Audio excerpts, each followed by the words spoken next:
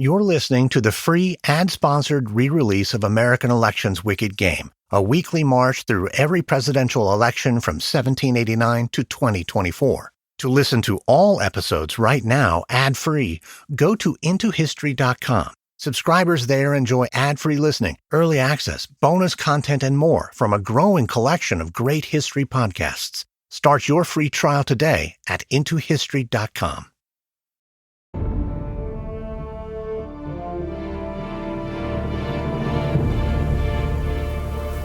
It's early morning on December 26, 1776, in the middle of a tempestuous snowstorm. Dozens of American soldiers from the 3rd Virginia Regiment have taken up position on the northern edge of Trenton, New Jersey. The previous evening, General George Washington ordered these men across the Delaware River in secret, with orders to hold their position. Among them was a young officer. "Lieutenant, what is it, Private?" "We have a problem, sir. It's best you come with me." The soldier quietly leads the lieutenant to the rear of their ranks. A small group of soldiers surround a civilian prisoner on his knees. His mouth is gagged. His hands are bound. "This man is a civilian, Private. This man tried to accost us." "Who is he?" "A very profane fellow. He lives in a house just around the way." "What's his name?" "I don't know, sir." "Remove the gag." "But, sir, that's an order, Private." As the private removes the restraint, "What's your name, civilian?" "Dr. Riker. I have a practice in Trenton." "Why did you accost these men, Doctor?" "I thought they were redcoats." "And why would you think that? The whole town is crawling with Hessians and Brits. Who else would be stalking around in the dead of night, armed to the teeth? They came onto my property, sir." "You might have asked them to identify themselves." "I did. They refused me." "I'm sorry for the inconvenience, but I assure you we have no interest in disturbing you or your home. We are Americans." "Americans? Why didn't you say so? Are you marching on Trenton? I'd love nothing more to see those Hessian bastards get what's coming to them." "My men will escort you home, Doctor. In the interest of your safety, please remain inside. If something is to happen tonight, then I am going with you." "I'm afraid that's out of the question. I won't take no for an answer." "Sir, please, I am a doctor. If you were to take the fight to the Hessians, I might be able to help some poor fellow. I have food and provisions as well. If you will allow me, I will happily distribute them to you and your men before the fight." The young lieutenant sizes up the doctor for a moment. "Unbind his hands. Release him." As the soldiers free his hands, the lieutenant helps the doctor to his feet. "Thank you, Dr. Riker." "Thank you, Lieutenant. I promise you, sir, you will not regret this."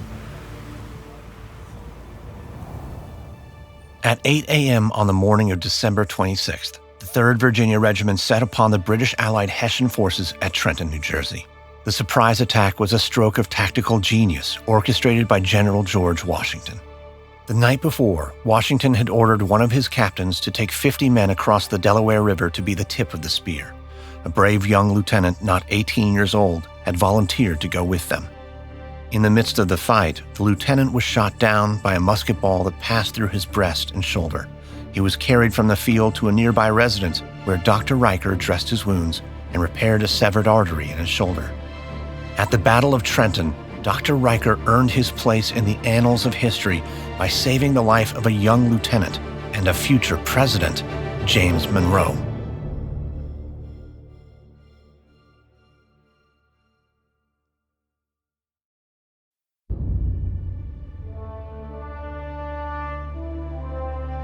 From Airship, I'm Lindsey Graham, and this is American Elections Wicked Game.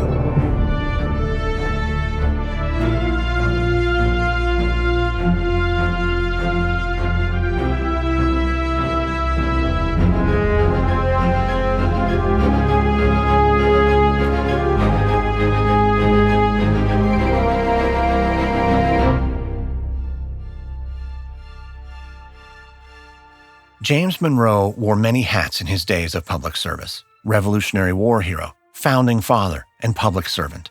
He served as a Virginia senator, the U.S. minister to Great Britain, and the governor of Virginia. During the War of 1812, Monroe served as Secretary of State and Secretary of War simultaneously. His leadership helped bring about victory over Great Britain and solidified his status as President Madison's heir apparent.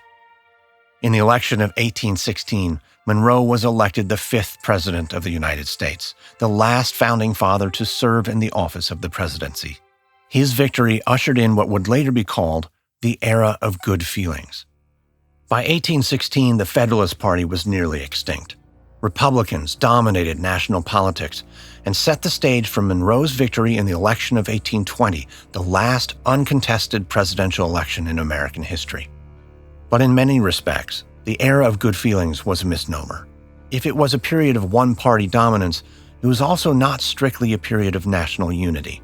During his first term, President Monroe faced a devastating economic depression, a moral crisis over the issue of slavery, and a deeply divided Republican Party. This is Episode 9, 1820, A Good Run. It's March 3rd, 1817, in the House chamber.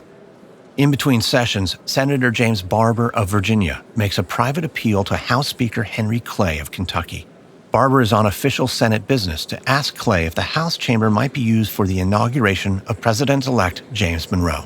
"No, Senator. Mr. Speaker, let's at least discuss this. You have my answer. Did you read the details of my proposal?" "Of course I did. You wish to use the House chamber tomorrow for Mr. Monroe's ceremony." "That's all we ask." "No, that is not all you ask. You also ask that the House furniture be rearranged." "Yes, temporarily. Additionally, you ask that the so-called fine red chairs of the Senate be moved into this chamber for the occasion." "It's a reasonable request." "Reasonable or not, my answer stands." "Mr. Speaker, please. I don't need to remind you that the Senate, as a body, does not have the right to regulate the hall of the House of Representatives."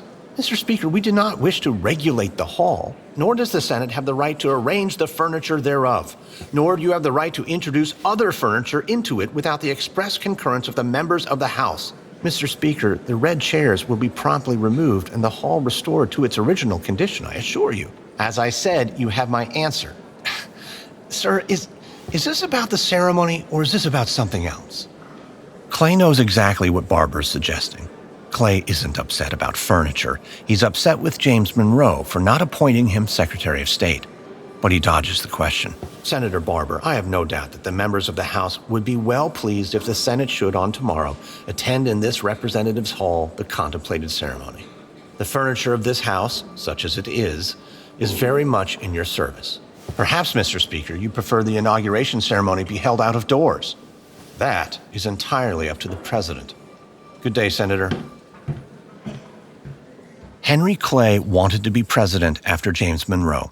He believed, perhaps rightly, that the clearest path to the White House was through the State Department. Jefferson, Madison, and Monroe had all served as Secretary of State. When President-elect Monroe gave the position to John Quincy Adams, Clay felt snubbed. He retaliated by stubbornly refusing the Senate's request. So the following day, on March 4th, 1817, James Monroe took the oath of office outside, in the open air in front of the Capitol. Henry Clay did not attend. For President Monroe, the era of good feelings was off to a rocky start.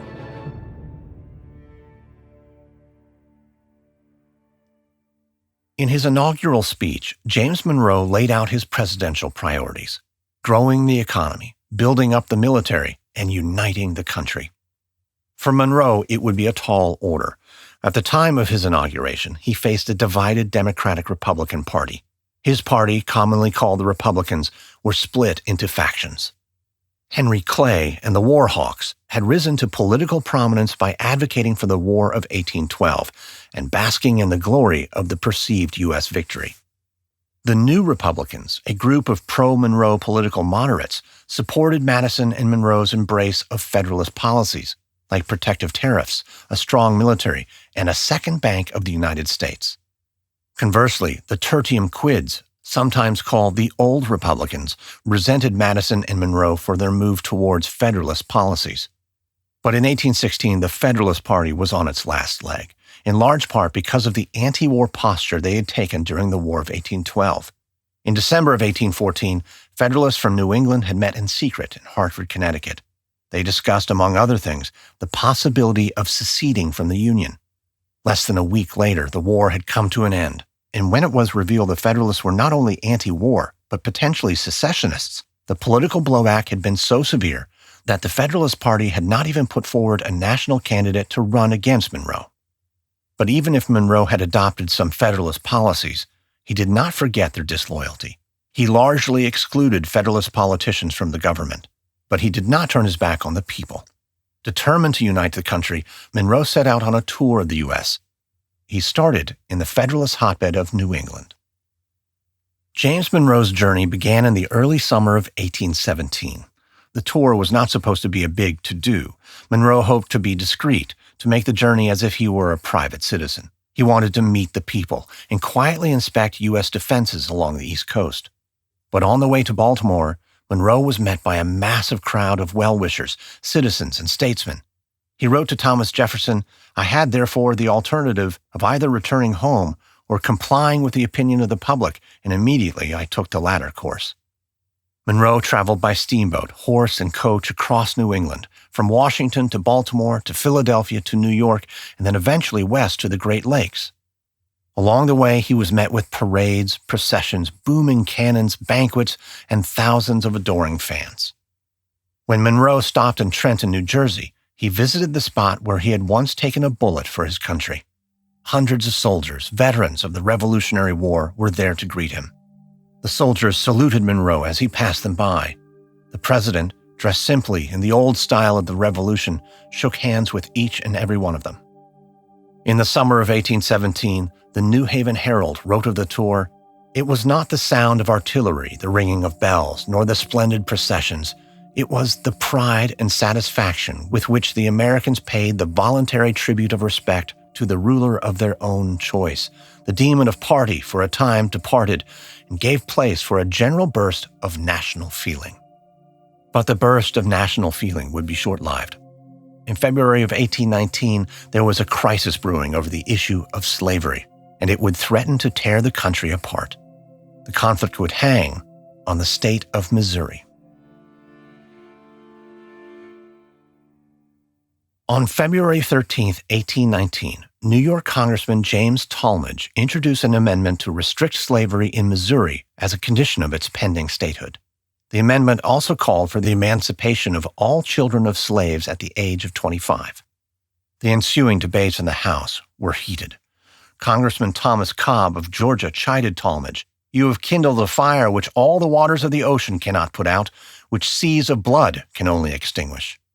Talmadge responded in kind, "If a dissolution of the Union must take place, let it be so. If civil war, which gentlemen so much threaten, must come, I can only say, let it." Southerners largely opposed the Talmadge Amendment on constitutional grounds, arguing that the federal government had no authority to place restrictions on the admission of states. Northerners argued that the provisions of the Northwest Ordinance, created in 1787 under the Articles of Confederation, demanded that the government halt the expansion of slavery. The House passed the Talmadge Amendment, but he was struck down in the Senate. Though the bill died, the question of how to admit Missouri, with or without slavery, remained unanswered by the 15th Congress. They would leave the question in the hands of the next Congressional Assembly. Monroe would write of the crisis, "I have never known a question so menacing to the tranquility and even the continuance of our Union. All other subjects have given way to it." All other subjects, that is, except the economy. In the spring of 1819, President Monroe was faced with another crisis that demanded his attention. After the War of 1812, America's economy experienced a post-war boom. For the first time in American history, economic luxuries were readily available. There was a bank in nearly every town. Consumer credit was easy to come by. Down payments were low. Real estate purchases were on the rise. But the widespread economic prosperity hid serious financial problems looming on the horizon. The Panic of 1819, as it would come to be called, burst the bubble of post-war prosperity and brought the American economy to its knees. The Panic of 1819 was arguably the first major peacetime depression in U.S. history. There were many factors involved, from the collapse of the export market to cheap imports crippling America's nascent industrial economy. But one of the primary causes was the Second Bank of the United States. Chartered in 1816 under President Madison, the Second Bank had given out far too much credit for land purchases and new settlements, primarily in the South and West. Overextended, the Second Bank reversed course in 1819, restricting credit and calling in their loans. Banks collapsed. unemployment soared, a wave of bankruptcies, business failures, and foreclosures swept across the nation. Total property values in New York would fall from $315 million in 1818 to $256 million in 1820, nearly a 20% drop in just 2 years. Land values in Pennsylvania would drop from $150 an acre in 1815 to just $35 in 1819. In cities like Philadelphia and Boston, thousands of citizens were locked away in debtors' prisons. In New York, there were as many as 8,000 financially insolvent citizens, or paupers as they were called. In 1820, that number would increase to 13,000. As president, there was little Monroe could do. In his time, the primary job of the federal government was to collect taxes and defend the country. The power to change economic policy did not belong to the president. It belonged to the states and the Second Bank of the United States. But if the country was in a panic, Monroe was not. He believed the crisis would only be temporary and that the U.S. would bounce back in due time. Still, in December of 1819, the outcome was uncertain at best, and as the panic raged on, so did friction inside his cabinet. In the interest of national unity, Monroe had tried to put together a cabinet that reflected regional diversity. He had appointed John Quincy Adams of Massachusetts Secretary of State, John C. Calhoun of South Carolina Secretary of War. The role of Treasury Secretary he gave to William Crawford of Georgia. Crawford had been Monroe's main competition in the election of 1816, and there was no love lost between them. But in spite of their differences, Monroe had kept Crawford on. It would be a decision Monroe would live to regret, because in the country's hour of crisis, Monroe would turn to Crawford, his Treasury Secretary, for help. What he would receive in return was nothing less than betrayal.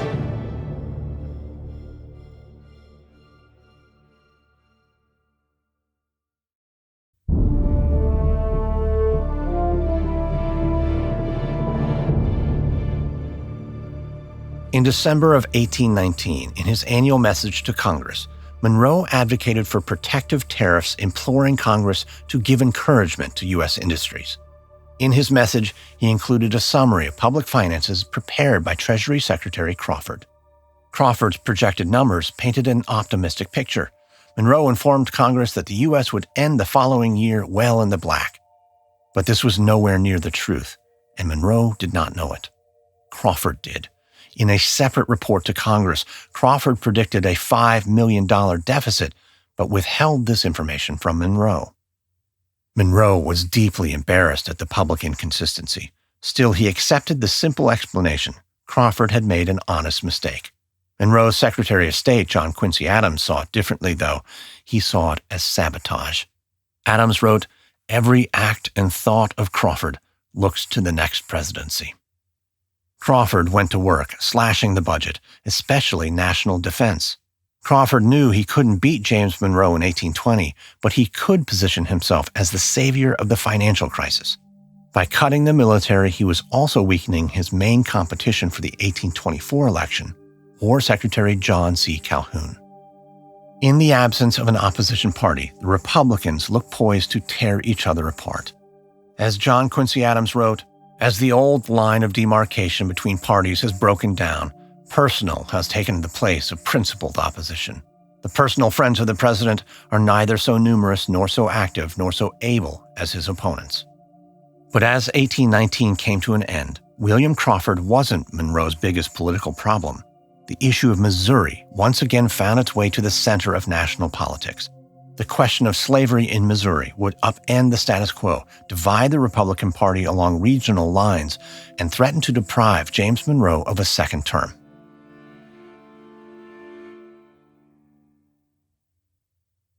On its face, the question of Missouri was a referendum on the morality of slavery, but it was also a question about which region would hold the reins of power in America.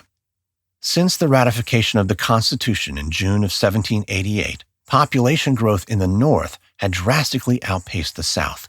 By 1819, the population of free states was over 5 million, with 105 House votes. The population of slave states was roughly 4.5 million, with only 81 House votes. For the South, this population imbalance made gaining power in the Senate especially important, because by the end of 1819, there existed in the Senate an even balance between free and slave states. Southern states had a vested interest in Missouri being admitted as a slave state in order to gain a one-state advantage in the Senate. The North had a vested interest in blocking additional slave states, or at the very least maintaining the status quo, because for 20 years the vice president had been from a northern state, giving northern interests the tie-breaking vote in the Senate. So then, in the winter of 1819, the 16th Congress would pick up where the 15th had left off. But before the Congress could answer the question of Missouri, they would have to tackle a separate question over the admittance of a completely different state, Maine. It's December 30th, 1819, on the floor of the House of Representatives. The chairman of the Committee of the Whole brings the proceedings to order. As to the admission of the state of Maine into the Union, the bill is recorded as follows. As the chairman reads the particulars of the bill, Massachusetts Representative John Holmes, a Maine resident, gets ready for his big moment. For years, Mainers like Holmes have doggedly pursued their independence from Massachusetts. Now finally, the issue is on the floor of Congress.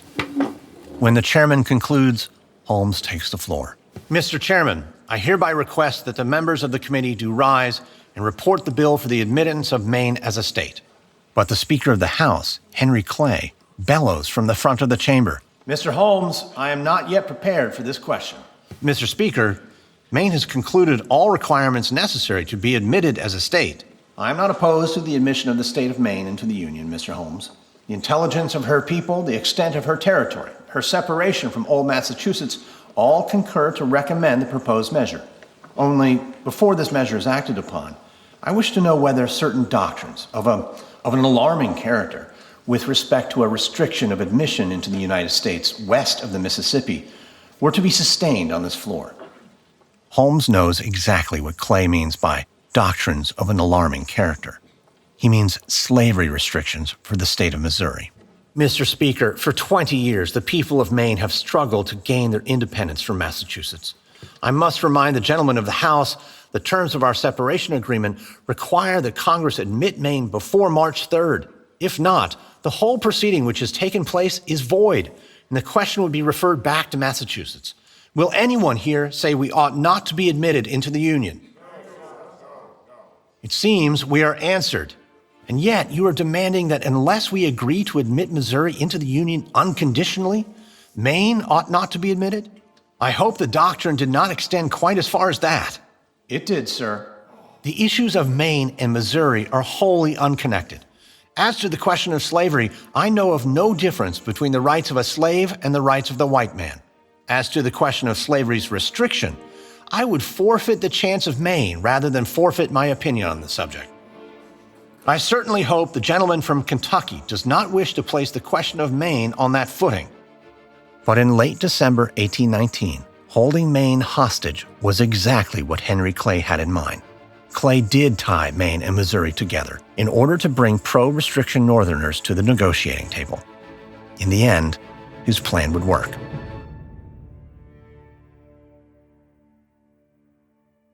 In December of 1819, the House passed the Maine Acceptance Bill.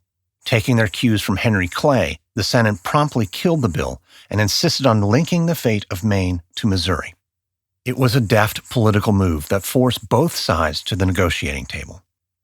In the early spring of 1820, after weeks of heated debate, Illinois Senator Jesse Thomas proposed a new amendment known as the Thomas Proviso that would prohibit slavery not just in Missouri, but in all the rest of the Louisiana Purchase lying north of the 36-degree 32nd parallel.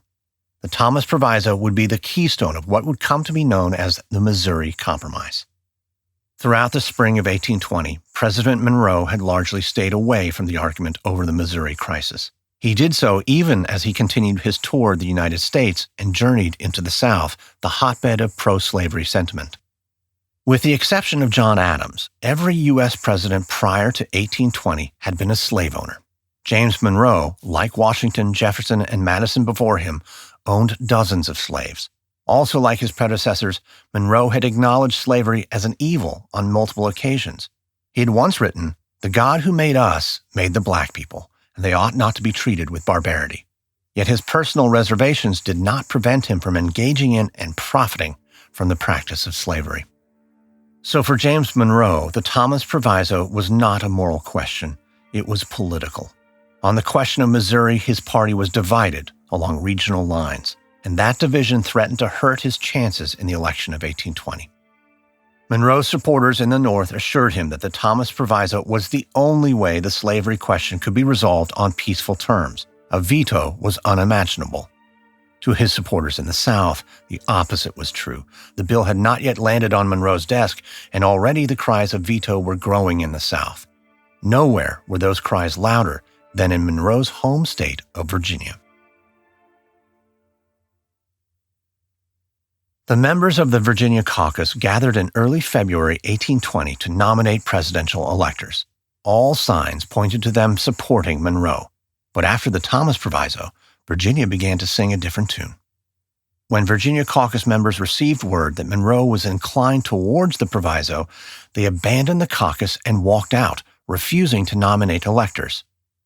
Henry St. George Tucker, a prominent Virginia lawyer, wrote to Virginia Senator James Barber, explaining that the Thomas Proviso was a non-starter. In the letter, Tucker asked Barber whether the proviso had been proposed as a means of securing Monroe's re-election. Tucker wrote, "We are unwilling to purchase his service at such a price, still less willing to support him if he can, with a view to his own election, surrender the valuable rights of the South." Monroe was not blind to the potential blowback in his home state. To his son-in-law, George Hay, Monroe wrote, "If the legislators prefer anyone else, let them declare it." But Hay never showed the Virginia caucus Monroe's angry letter. Instead, he went to great lengths to show the caucus members other documents that painted Monroe in a more favorable light. In response to the growing pressure from Virginia, Monroe contemplated a veto. As he mulled over the decision, his son-in-law, George, wrote to Monroe again, suggesting that if he did plan to sign the bill, he should wait till after the caucus finished their work. Monroe did just that. He wrote a letter to Dr. Charles Everett, a former member of the Virginia House of Delegates. In the letter, Monroe assured Everett that he would do everything in his power to fight the restriction of slavery, even to the hazard of the Union. The Virginia caucus took Monroe at his word. On February 17, 1820, the caucus reconvened and nominated a full slate of pro-Monroe electors. But Monroe would not make good on his promise. 2 weeks later, in early March 1820, the Thomas Proviso passed the House and Senate. On March 6th, Monroe signed it into law. Monroe betrayed the interests of his own state and used duplicity to secure their electoral votes. In the minds of many, with Virginia in his back pocket, Monroe was unbeatable. Still, there were at least two states determined to put up a fight: New York and Pennsylvania.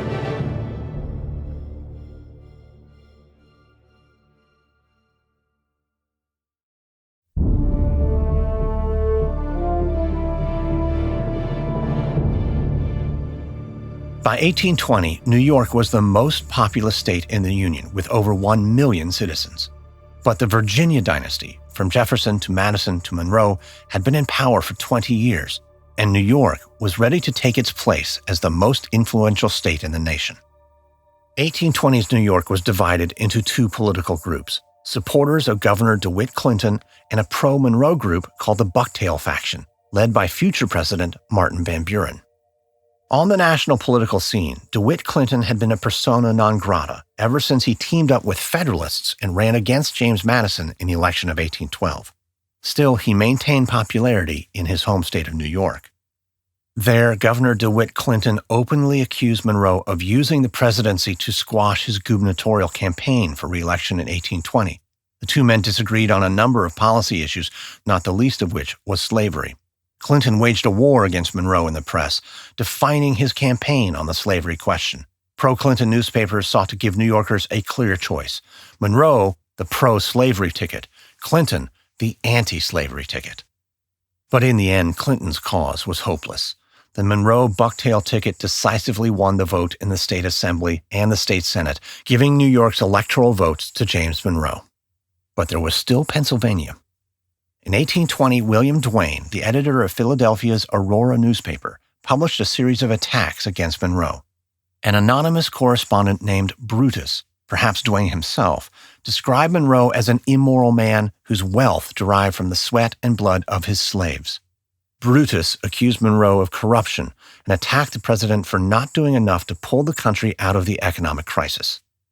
In October of 1820, a public meeting was held in Philadelphia to nominate pro-Clinton electors. According to the Aurora, the attendees, mostly Quakers, were run out of the hall by Monroe supporters who railed in all the riot and frenzy of a drunken frolic. For Brutus, the mandate was clear. A vote for Monroe was a vote for these monsters, and it was also a vote for slavery. Clinton supporters tried to drum up support with the remnants of Pennsylvania's Federalist Party. Pennsylvania Federalists were a receptive audience, as they had already publicly declared they would not support any candidate for president or vice president who owned slaves or showed sympathy to the South during the Missouri crisis. But in the end, as it was in New York, the opposition to Monroe proved futile. Monroe decisively beat Clinton all across the state. In Philadelphia, as an example, Monroe won the electoral vote over Clinton 1,233 to 793. In Washington, in April of 1820, a congressional caucus convened to select the national candidates for president and vice president. Only 50 of the 191 members of Congress showed up. The turnout was so small the congressional caucus declined to make a nomination. Perhaps it was the rainstorm raging outside, or perhaps it was a lack of interest, or perhaps there was another reason. American voters had increasingly grown weary of the caucus system known as King Caucus, long the customary mode of nominating candidates. As the editor of a Baltimore newspaper put it, nominations are necessary. I think they have been necessary and may be so again. It is to be hoped, though, that they will not be made by members of Congress. This growing anti-caucus sentiment would reach its apex in the upcoming election of 1824. But this election of 1820 was the third and last presidential election in United States history in which a candidate ran effectively unopposed. Washington had run unopposed in the elections of 1789 and 1792. Washington had also been elected unanimously. Monroe, in 1820, was deprived of that honor, winning 231 of 232 electoral votes. 61-year-old William Plumer, a Republican from New Hampshire, cast his vote for John Quincy Adams. Though some historians claim Plumer denied Monroe a unanimous election because he wanted to reserve that honor for George Washington, other historians argue the reason is more likely that Plumer, like many across the country, disapproved of the Monroe administration. Plumer had been especially critical of Monroe's response to the Panic of 1819. Under Monroe's administration, taxes went down, but expenses went up, and so did the national debt. Plumer had written, "Of the ways and means to supply an exhausted treasury, an object at this time of vast importance, our president is silent." Monroe's detractors had disapproved of his opposition to internal improvements and his failure to support a tariff increase. In the North, he had been criticized for not being vocal in his support of the Thomas Proviso. In the South, he had been criticized for not vetoing the measure. But even if all Monroe's detractors had united together, Monroe likely still would have won the election. Even so, his sweeping electoral victory hid a growing discontent in the electorate and a widening division inside the Republican Party. John Quincy Adams had predicted as much, writing, "As the first presidential term of Mr. Monroe's administration has hitherto been the period of the greatest national tranquility enjoyed by this nation at any portion of its history, so it appears to me scarcely avoidable that the second term will be among the most stormy and violent." It's winter in Washington in the final weeks of Monroe's tenure in the White House. President Monroe sits at his desk poring over memos and important dispatches. Monroe is in the twilight of his presidency, but the burdens of the office are as heavy as ever. The work never stops. Neither do the never-ending stream of visitors knocking on his door. "Come in." "Mr. President." "Secretary Crawford." That's Treasury Secretary William Crawford, and it's clear to Monroe from the tone of his voice that he's not happy. "May I come in?" "By all means, have a seat." "What can I do for you, sir?" "Mr. President, I submitted to you a list of several persons for your consideration. Nominees to the Customs Office of the Northern Ports, yes. Yes, indeed, that's correct. I also recall I submitted to you my reply." "Yes, sir, that is precisely why I'm here. You have objections, it seems." "Objections I've thoroughly detailed in my response to you, Mr. Secretary." Crawford places his list of names on the president's desk. With respect, sir, I believe my list deserves further consideration. With respect, Mr. Secretary, I have given your list all the consideration it shall ever have. Will that be all? Crawford gathers up his piece of paper, his face red with anger. If you will not appoint the names on my list, at least tell me whom you intend to appoint. That is none of your business, sir. Then I shall find out, and I shall do everything in my stead to block their path to power. You are dismissed, Mr. Crawford. Crawford blows his top. He violently raises his cane in the air and makes for the president. You damn scoundrel! Mr. Crawford, I order you to leave these premises at once. I will not leave this room till my request is granted. You will not? Monroe grabs a pair of red-hot tongs from the nearby fireplace. You will leave this room now, sir, or I will thrust you out. There's a tense standoff. As Crawford grips his weapon tightly, the reality of the moment sets in. He is one breath away from assaulting the President of the United States. Prudence overtakes his rage. Crawford loosens his grip on the cane and lets it drop to his side. He gathers his senses and musters a meek apology. Forgive me, Mr. President. I did not mean to insult you or threaten you. Monroe places the tongs back in the fireplace and approaches Crawford calmly. Well, if you are indeed sorry, let it pass. Monroe offers Crawford his hand. Crawford takes it, and they part ways. Crawford would never again visit Monroe's White House, and the two would never see each other or speak again. A violent conflict between the president and his Treasury Secretary was narrowly avoided, but their nearly bloody confrontation was the symbolic end of the so-called era of good feelings. The election of 1824 would bring about the end of several American institutions. It would signal the end of the Democratic-Republican Party, the death of the first two-party system, and the demise of the electoral caucus system known as King Caucus. In keeping with precedent, President Monroe would not stand for a third term, but the election of 1824 would be an unprecedented contest with a crowded field of 5 candidates, 3 from Monroe's cabinet, as well as the Speaker of the House and a war hero. In the absence of a clear electoral majority, for the second time in American history, the president would be chosen by the House of Representatives. But for the first time in American history, the candidate with the most popular votes would not win the election.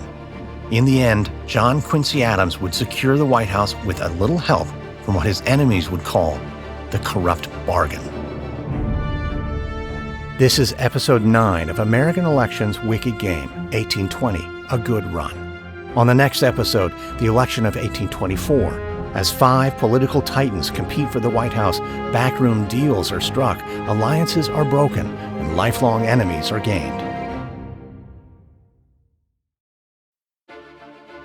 This episode contains reenactments and dramatized details, and while in most cases we can't know exactly what was said, all our dramatizations are based on historical research. American Elections Wicked Game is an Airship production. Hosted, edited, and executive produced by me, Lindsey Graham. Sound designed by Derek Behrens. Music by Lindsey Graham.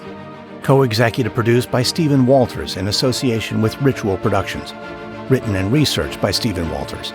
Fact-checking by Greg Jackson and CL Salazar from the podcast History That Doesn't Suck.